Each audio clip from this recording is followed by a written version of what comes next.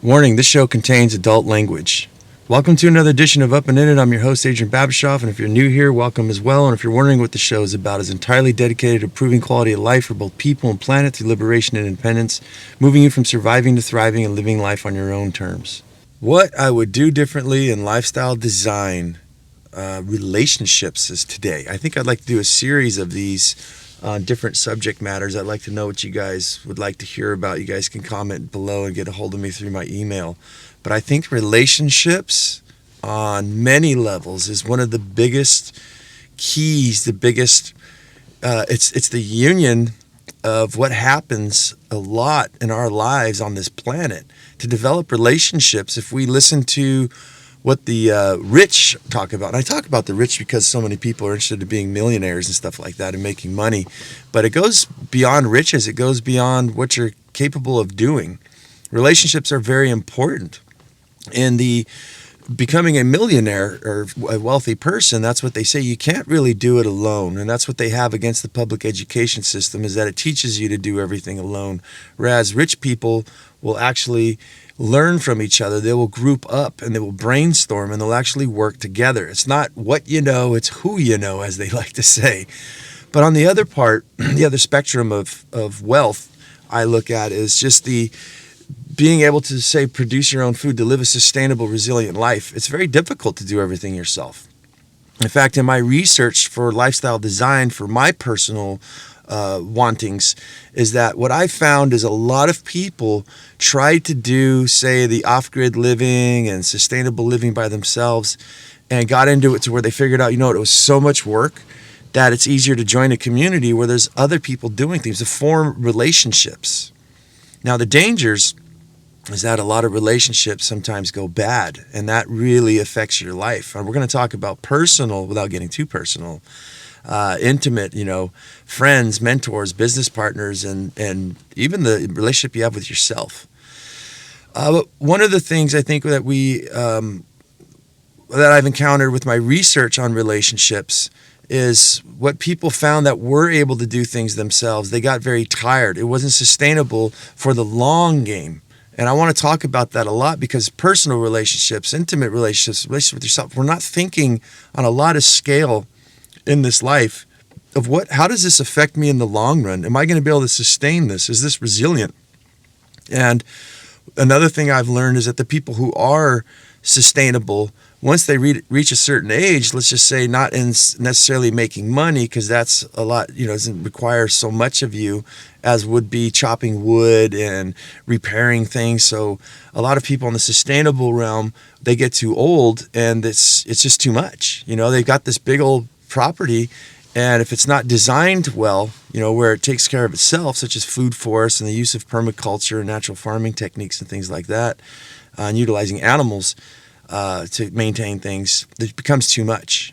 And that's when a lot of them have said, and these are little cookies. These are cookies you find, right? Everybody looks at this. It's so wonderful, live sustainable. And next thing you know, you hear this little cookie that's huge that people don't talk about. A lot of the older people say that I just can't do it anymore. And in fact, we wouldn't be able to sustain this if we didn't have volunteers coming. So the best for their life that they've not accumulated, I'd say they've developed, is such knowledge and such experience that a lot of people are attracted. It's a revolving door. They come and they go, but they keep coming to volunteer, and that's what keeps up these people's farms. Keeps up their wealth, basically. So very, very important, your relationships, especially if you're going to design your life. I'm going to start off with the worst one, which could probably be the best, and that's the intimate relationship. Now, when we're getting started, when we're younger, I think a lot of these shows I do, I'm not sure if people are even going to listen to what I'm saying, but I put this message out for my children and any of my nephews and nieces and stuff like that to listen to these kind of things, is look at your peers, look at your parents, and look at what's happened. I am a person who is separated happily, and both sides are happily. I don't want to get too personal about it, but when you're younger, in your teens and your 20s and stuff like that, you follow the heart. And there's nothing wrong with following the heart. In fact, love, intimate relationships, in my book, everybody evolves. people evolve, and they should. You shouldn't stay the same. There's new interests and things that come to life. I mean, look at the changes we're experiencing right now in the world. I just saw Elon Musk's string of satellites going across the sky the other night at nighttime.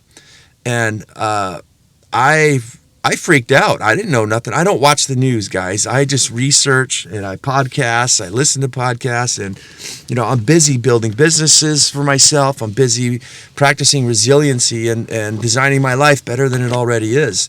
So I had no idea that I thought I was getting abducted. It was nuts. It was, guys. When I looked up in the sky, it was like a foot long, probably 2 feet long of a solid light that was going across the sky, and then it just disappeared, and I looked up, and there's no clouds, there's stars. And somebody explained to me that Elon Musk has let out.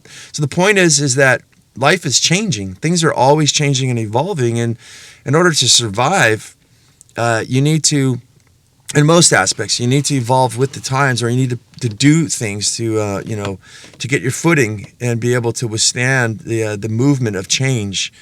So in intimate relationships, you got to expect when you're starting out that, somebody may change. For me, I've just grounded in myself even further that I want to live off the land. I want to be as close to nature as possible, barefoot, growing my food, and witnessing the changes of the seasons and things like that, and the flow of nature. That's what brings me joy.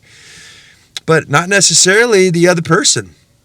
It brings me joy to create my own disinfectant soaps instead of using such things as Lysol and bleach and stuff like that. That's harsh chemicals that pretty much, like an atom bomb, murders everything, even the good bacteria. A lot of people probably aren't aware that there's good bacteria and bad bacteria, in your household, on your floor. I practice things that are sustainable, that are eco-friendly. Very important to me. My kids, everything that I put in their mouths, I want it to be healthy. And sometimes you get people who evolve with ideologies and things where it's not so important. So it's when you have kids, when you're with yourself, 2 people, and you don't have children or things like that, it's not really that big of a deal. One person wants to eat cheeseburgers from McDonald's. The other person wants to drink a home blended smoothie, right? To lose weight, to stay healthy, and be sustainable and resilient. So we have our differences, and we can kind of put those differences aside, but then it starts to evolve as time starts to unfold. Now we have children, and now we have 2 different people. We have these ideas, and how far and how radical is this? It's very extreme, because to one person, they're just feeding their kid. To the other person, you might as well be putting a fraction of poison in your child's mouth, say some rattlesnake venom, just a little bit. It's not going to kill them, but we're just going to keep adding and adding and adding these things in there. So these are things that are, to me, they get pretty extreme. And to the other person, like I said, maybe not so much. So this is when public education. For those of you who follow me, I'm not sure if I talked too much about it yet, but public education to me is mostly, I'd say 99.9% poison. And I'd like to talk about that in another episode. But what are we exactly doing to educate our kids? What are we preparing them for? And when they get out, look around you. What are the statistics? How many people are actually being rich, as we opened up the show with? How many people are actually making enough money? How many people know how much money they need to make, right? These are things that are important. Money is actually a good thing in intimate relationships, because some people just want to get by, right? Let alone the education of understanding how money is printed. How should we invest? Do we want to be millionaires? That's why I'm not really a millionaire right now. I may change my mind, but I don't want to go through all the work. I have children, So money is a huge thing in our personal lives and our intimate relationships. So we have one person on one side that just wants to spend money on, like I said, McDonald's and movies and stuff like that. And then we have somebody on the other spectrum who's like, let's just go take a picnic and sit by the lake under the stars and make love and, or jokes and just, let's sit there, just have a fire and drink some wine and eat some cheeses and do something simple, Let's go camping, instead of going to some 5-star restaurant in a hotel where they got a swimming pool and everything. I'd rather swim in a stream or a warm ocean. So we have our differences, and especially when raising our children, as I said. And then for ourselves, when we move forward, not giving too much away. That's what I looked at, is we have somebody who just wants to get by. They don't really care to put in the work. And when you put in the work, right, if you want to be a millionaire or you want to initially design your lifestyle, like for me, it took a lot of work. It took a lot of savings, a lot of sacrifice. Not going very many places, not eating very good foods, watching your friends party it up and have a great time. Well, for a few years, you were just hammering the hammer, just hitting it hard. And the other person's looking, going, hey, this sucks, man. I'm not going out with my friends. I'm losing relationships. They don't even invite me anymore because I always say, no, we can't. I want to be part of those relationships again. And I want to spend the money. This is what I like to do. I like new clothes. I like movies. I like going out with my friends, and I don't care about tomorrow, right? The long game. And that's fine. That's perfectly fine. But what do you do when you're the other person? You're trying to save money for retirement or for some investments so you don't have to work so hard. And maybe if you're not looking to be a millionaire, you want to have the alternative lifestyle design, which I call it, like for me, where you get to have a freedom. You do what you want. I have zero regrets of being able to take my children out for every month for the past 6 years, every year, for however long I want. It's not granted. I've got about like a 3-4 month window, but that's a long time. You camp for a month and a half, you're pretty much ready to come home sometimes. But yeah, that's what it's afforded me to live the life that I do. It's a lot less stress and it's planned. I can actually think of something in my life, and that's what I thought of the other day, how exciting it is, because if I want to do it, I can do it. I've done it before. So when I look at other people's lives, you can see the stress.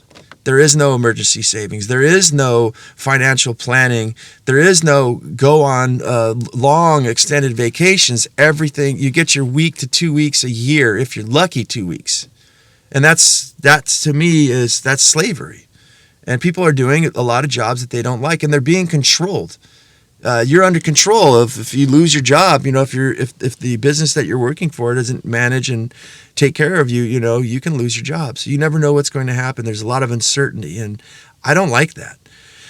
So yeah, in personal relationships, a lot of things change with age, with money, with simple wants. If you want to live in a cold environment, right? You want to go live in Oregon, which I've tried. I cannot stand the freezing cold. I'm in California right now. And for those of you watching this on video, I'm wearing a sweatshirt and a hoodie on it. It's like 58 degrees right now, 62 degrees. I just get cold. So yeah, the intimate relationships is something very, I think probably the most strong one that you can find in your life that's going to affect you besides business partners. Actually, all of these, I'd say. So quickly, moving next forward is friends. And, before we go further on that, let's talk a little bit, finish more on relationships. If you want to live a simple life, a resilient life, minimalistic, essential life, where we don't purchase a lot of things and stuff like that. And you do as I do, where you're living in I think probably about 280 square feet of living space, probably 250 square feet of living space. We live tiny, right? In a stationary RV lifestyle, we pay a fraction of the rent that anybody else pays, but my overhead's super low. Those are kind of extreme lifestyles that I look at. A lot of people don't want to do, including, your children possibly. And, I don't have relationships on here with your children on my notes here, but I think that that's actually really, I should have put that down. But let's talk about that before we move into friends next. So relationship with your children, the reason why I did simple living is because just that is, like I said, I've spent a lot of time when my kids want to be with me, right? My oldest is 15 now, going to be 16 next year. And already, as I can see on weekends and stuff like that, they're out doing their life. You'll never get that time back. And I think that it's very important that your lifestyle design is implemented in a way that if you do want to be with your children and have that nurture and cultivate a relationship, you need to have that time, and you have to have that stress that's not this. You could actually listen to what they're saying, right, and hear it. There's a difference between listening and actually hearing. So that's one thing that I do not regret is a relationship with my children. I sacrificed a lot of wealth in my life, money and things like that. That's why I live the way I am, a thousandaire, not a millionaire. And I've devoted that time and that money to doing just that, taking off time for work, taking them fishing, teaching them how to fish, teaching them how to hunt, teaching them how to go out foraging in the forest, actually just foraging your mind and your soul in the forest and out in nature. And I literally would see my children's stress just dropping and dropping, and a smile upon their face, like they just started, a light was lit in them when I take them out for long periods, and they just become refreshed and excited to get home and actually go back to their daily routines with all kinds of new ideas and things. But the time that we spent together, and I'll share a very warming one with you, is my oldest kid wanted to go out. We were way up north by a big lake. And it was it was dark. It was really dark. I was sipping on some beers, enjoying myself by the campfire, and we heard a bunch of frogs, and my daughter said, I want to go catch him. I don't want to kill him. I just want to catch him and look at him. So I gave her a spotlight, a waterproof spotlight that floats and stuff, and she took off. This might sound crazy, but she's in her underwear. I don't think that's crazy. I'm sorry if that offends people, but we're in the middle of nowhere, so it doesn't really matter. She's just running around like an animal in her underwear with a flashlight, going inside this huge lake, this lagoon thing, basically, right by the ocean. There was frogs in there. She was catching frogs, and she said a beautiful moment. She shined the light down, and they were all swimming around her legs, baby frogs, like around her body. And she could see them with the light. And she came running back, and I told her every once in a while, because it was pretty far, I said, give me a little flash to let me know where you're at and that you're okay. And I already knew what was going to happen. It was freezing cold, and my daughter spent probably about an hour chasing frogs, catching them and everything. Comes around the sandbars over there between the ocean and the lagoon, and she's shivering cold. And what did I do? I stoked up that fire, put extra wood on there, got it nice and blazing, got my sleeping bag out, wrapped myself into it. And when she came back, I told her she was just cold. She's like, oh my God, I'm just freezing. And I said, just jump in the blanket with me. I'll warm you up. And I just wrapped her in my big old giant Papa Bear sleeping bag that could probably, I'm 6'4", it could probably warm like 4 people in it. But I wrapped my baby up in that blanket, and I held her close to my chest, and she was shivering, and she just like, you're so warm, and the fire feels so good. And she sat there with her head on my shoulder, and we both just sat there staring at the stars, waiting for shooting stars and things like that. And just had such beautiful moments like that. And those are things, guys, that money can't buy. Those are things that time is passing by, and if you don't do those things, life's going to pass you up. And that relationship with your kids is what you have then, and that's what shapes the future of their lives. We danced with some Native American Indians around a fire out in the woods one time. Those are things that my kids will never forget. We were blessed by the chief, and he threw all our troubles in the fire, and they did some spiritual work on us, stuff, and accepted us in. We had moments, countless adventures and things that will continually shape the life and keep the liberty in my daughter's hearts to know that kind of stuff exists out there, and to give them a way to always go back to a warming thoughts that when you're in troubling times, or all of these things happening in life, you think back to those happy thoughts. And to hopefully what I hoped is that I've inspired them to go back to nature. If they ever end up in the city, they've developed that energy. They know what it feels like to walk barefoot, to swim in your underwear at the middle of the night in a lake with baby frogs, right? To be under the stars, and to be in places where there's waterfalls by the ocean with redwood trees. And those are the type of things that warms my heart, and I hope that has identified with them. I've taken their hand and nature's hand and put it together, and that's all I could do. And now they've developed their relationship together, and they will have that forever. And that's what's missing in people's lives, is purpose. So if anything that I've done for my children, for the relationship that we have, is they know who I am. I know a lot about who they are. I don't know anything yet because they're evolving, but we developed that relationship. That was good. I like that one. All right, so let's move on to friends. Friends could be poison, I think. If you want to be successful in life, or you want to be happy in life, you got to stop pleasing your friends. And I had, I'm going to do a little bit of some, confessions here. When I was young, I was very, very wild. And a lot of my friends did a lot of stupid things. And a lot of stupid people, very good camaraderie, very good people, just not too smart, and very troubled in their minds. They did a lot of violent things, and sometimes, they're expecting, especially us as males, you should have my back. But when somebody strikes somebody else in the, back of the head with a wine bottle or something, I look at and I say, no, I'm not going to get in this stupid thing. I don't want to go to jail. And you brought it upon yourself. So that's an extreme. There's been a lot of things where friends of mine have passed away from overconsumption of certain things. Again, it's the long game. I can't say that one enough. We're partying, you're young, and these are things that shape the rest of your life. These are the people that you hang around with. You're going to ask some, if you pay attention to what some rich people say, they say, show me your friends and I'll show you your future. So you guys are all creating, as we all do, together, this belief system, this bubble, this ideology, this basically gas. It's like a gas station where we all pump ourselves up full of gas. Now that gas could be positive, it could be negative. And if you notice, a lot of friends and a lot of, how would you say that, acquaintances, people will get together and they love to yell about things or agree on things. The government's screwed, yeah, what can you do? Yeah, what can you do, Bob? Well, there's always something. When it rains, it pours. Those are things that are contributing to our belief systems and the energy in our minds and our mindsets that's subliminally saying everything sucks. So relationship with friends could be completely toxic. It could be dangerous. It could put you behind bars, if you don't think right on these type of things. So to me, the answer, without beating that up too much on a negative, on a positive, is what you want to do is surround yourself with people who are positive. People are actually doing things. When I think back on my relationships with friends, was that I met somebody who I used to be in bands. I played punk rock music and stuff like that. And I never met anybody before or after. I met a guy who played drums. I played guitar and vocals.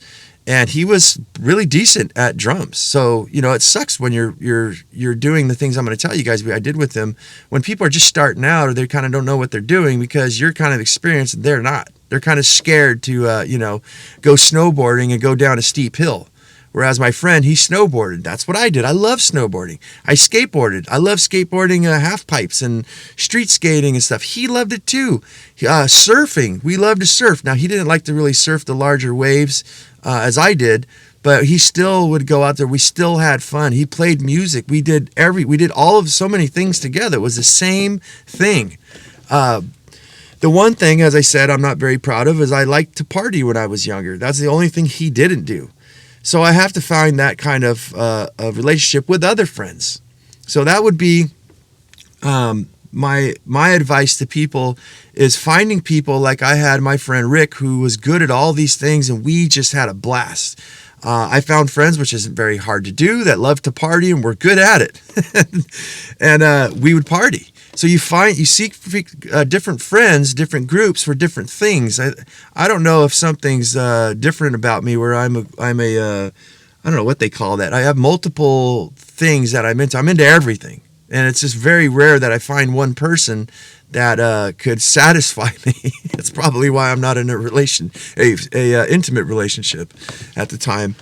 But yeah, you find multiple friends for different things. Different strokes for different folks.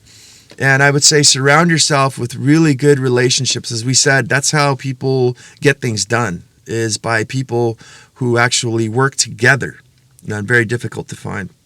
Moving forward, because we're running out of time here, is mentors. Now, what would I do differently with mentors? Well, the very, very, very first thing that I would say is that mentors don't know everything. Just because everybody's old doesn't mean they know squat diddly crap. I thought that old people, parents and elders and stuff like that, everybody had their crap together. They've been through some stuff. They know. It wasn't until I got older to look and say, well, if I want to lose weight, I'm definitely not going to ask Auntie over there who's, 250 pounds. I'm not trying to shame or anything like that. But if they're telling me about health, wow, that doesn't really make sense. They don't look so great. Now, if I go to my cousin over here who's, 20 years older than me, and he's just solid muscle and got six-pack abs, he's a weightlifter and stuff, and his skin's glowing, this guy can run 5 miles straight without stopping, I'll probably ask him for some advice, Same thing with money. If somebody's living in a shack, not on all cases though, just like me, you would to ask somebody about money. You'd probably and you wanted to be rich, I would say, go ask the guy who's living in the mansion. Don't ask the guy who's living in a shack. But not necessarily, because what you're probably going to find is that the guy who was living in the mansion started out in a shack. So I don't know where I'm going with that one, but yeah, mentors. I think we have an epidemic of mentors, of elders out there with good information that they don't exist anymore. They don't know how to listen. And I'm not blaming them, because life is hard. All the new ways of the way life has changed, the way life has developed, is very difficult for a lot of people. You got to think back. If you've been on this planet for 80 years, the amount of change that's happened in your life, the amount of times you've had to adapt to things, is staggering. So a lot of these people are stuck in the old ways, and a lot of them have been taxed. That's why we talk about lifestyle design so much, is that a lot of these people, is what I've learned from my elders, is what not to do, what not to be, how not to act, and what I should do differently about my life. Because a lot of these people are miserable. They're alone, they're angry, they're unhealthy, and you can learn a lot. Now, you can learn something from everybody. As I said, these little cookies that you find in things, even if it's just one, some of these little cookies can amount to something very powerful in your life. But I think what we need is elders to be able to have time to recognize, for instance, going back in relationship with your children, it's not your job to form your kid. You cannot form your kid. You cannot form anybody. You can't form them into a mold. Everybody is different, even your children. Your children's children will be different. Everybody should, otherwise life would be boring. It's your job to inform them. And it's your job to recognize that when someone's not listening, when somebody's unreachable, when somebody's going the moth to the light, to our matrix world that we live in, right? To all the technology and the things that we've got going on, the present lifestyle design. Instead of designing their own, they don't see the quality in nature. They don't see how we're raping things. They're untouchable. They want convenience in their life, and that's fine. That's something we all have to accept. But the one thing I did notice about mentors, which I liked, is that it reminds me of Hawaii, where they say talk story. Whenever I'd ask a question to the right type of elders, they would actually be testing me to see if I'm actually listening. And I'd like to ask you to ask yourself, what the heck do these people owe you? They don't owe you nothing. They've worked their life off, and you come with a question. They're entitled to say it however they want, to answer that, and maybe not even answer it at all. And given the fact that if you watch the way most people ask questions, they want a pill for every ill. Give me the shortcut. There's almost no shortcuts in life. There's the long game. And what happens, I think, which I find is fascinating and really cool about a really good elder, is that they will toy with you first to see if you're listening and you're following, see if you're a waste of their time. They got plenty of other stuff to do, like nap, or try to remember if they put their underwear on. Just kidding. Jokes, folks. Try to throw one in every once in a while. But yeah, one thing I notice is that they will start talking story, and they'll start teaching me a lesson about to answer my question. They'll teach me a lesson about it first. And in that lesson, they'll teach me a lot of different things. It was one, I can't remember. I think it was about money or something. And one of the old timers I asked was like, well, I did know this guy one time was a friend of mine who got married, and he worked his whole life up to save money, and he got in this marriage, and the wife wanted to buy a house, and then they ended up getting divorced, and he lost half his money. And, he's talking about relationships and divorce and stuff. And I'm going, what the heck does this have to do with money? Well, it turns out, I'm going to have to sneeze. Excuse me. And it turns out that the whole thing was about money, and that was one of the most important things, was relationships. That you can lose everything you have. Especially back then, there was really no rights for men. Like, a woman could come in and take more than half of everything that he's got, really ruin a man, and probably for good reasons on some, and some reasons probably not. But he was giving me the information for so many different things all in one, and making jokes about it and getting some entertainment, a laugh.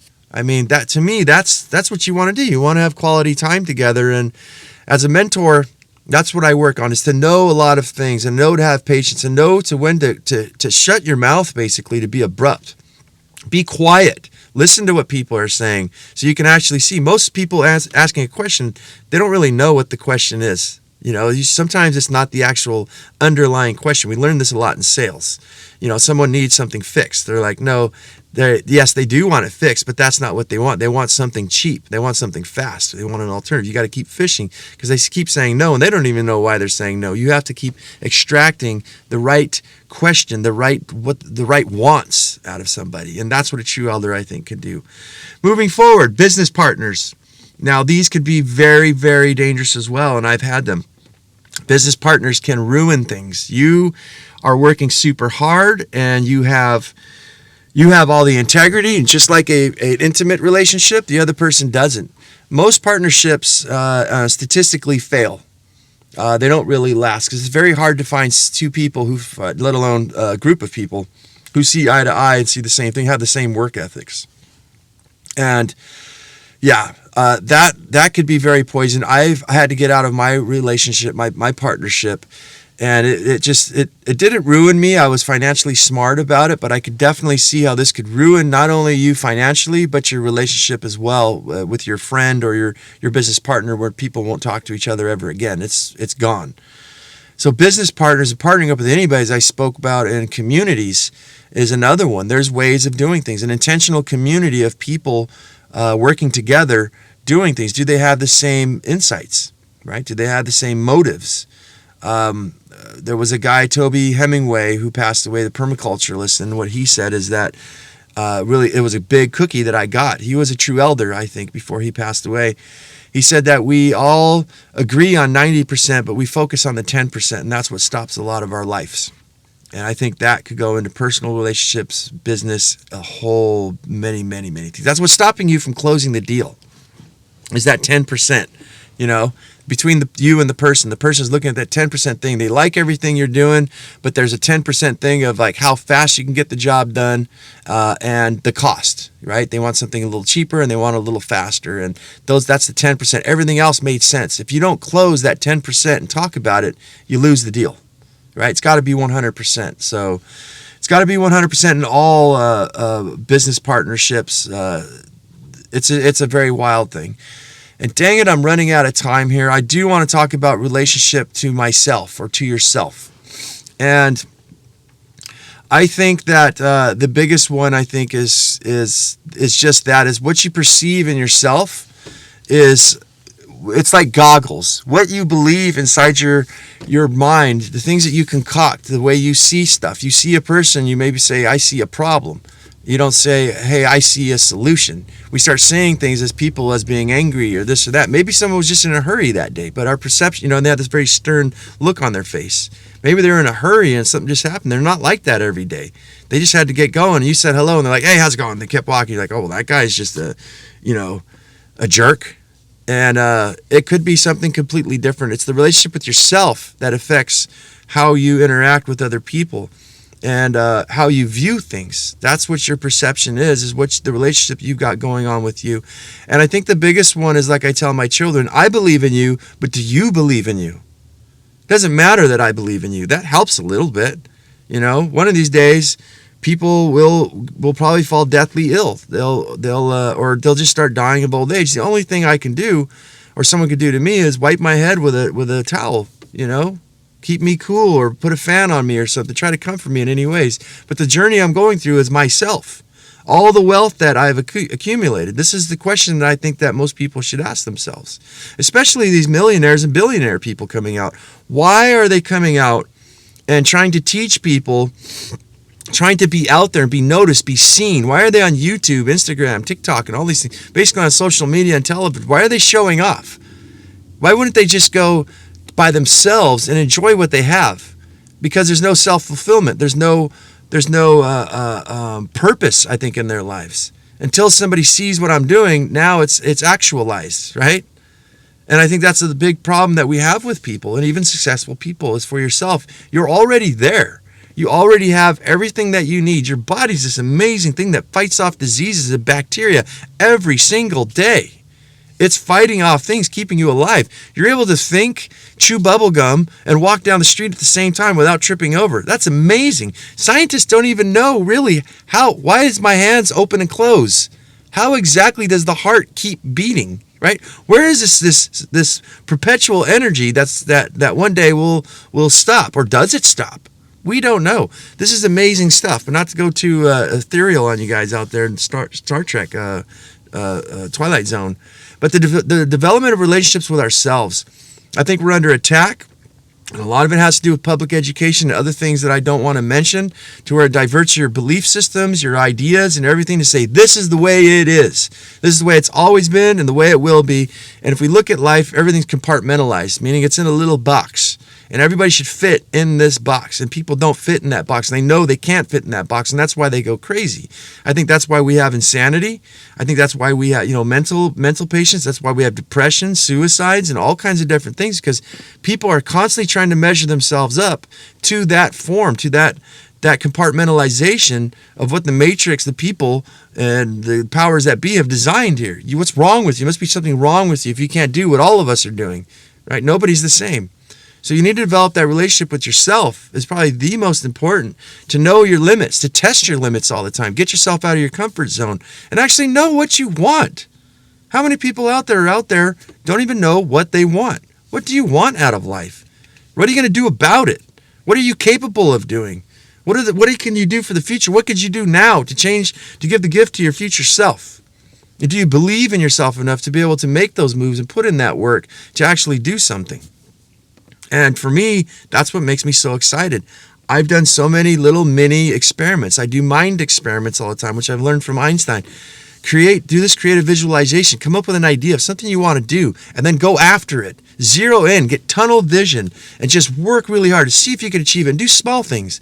Once you accumulate enough of these, like going out for a month, 2 month, 3 months vacation, or doing whatever you want, you start to look and go, that little box that you guys have been trying to fit me in, you know what? How about screw this? How about we take that thing and you can put it where the sun don't shine? Because I don't need it. And I certainly don't need you to tell me how my life is supposed to be lived. Tell me way a man or a woman's supposed to look, act, feel, right? You don't tell me what education, what things I'm supposed to learn, right? I can figure out the things on myself, and I can figure out what works for me and what doesn't. And I can live the life that I want to live instead of what society tells me I'm supposed to live.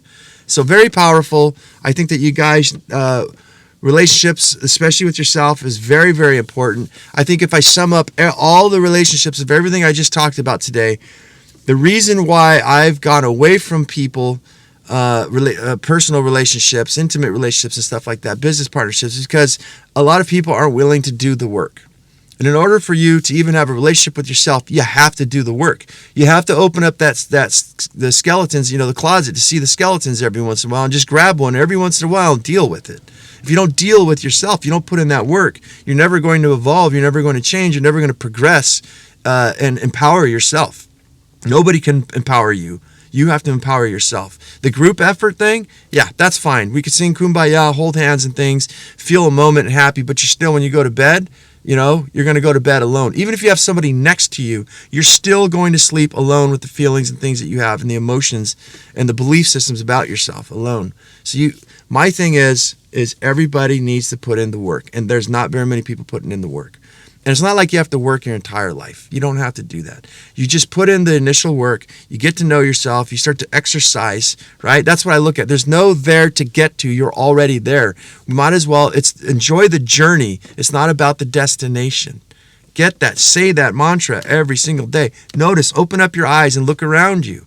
Feel yourself. Feel other people. It's about the journey. It's about developing those relationships and about the evolution of those relationships. That you may lose and some you will gain here. Some will grow stronger. Some will grow weaker. It's the differentialities in ideologies and things like that. The evolution of each individual.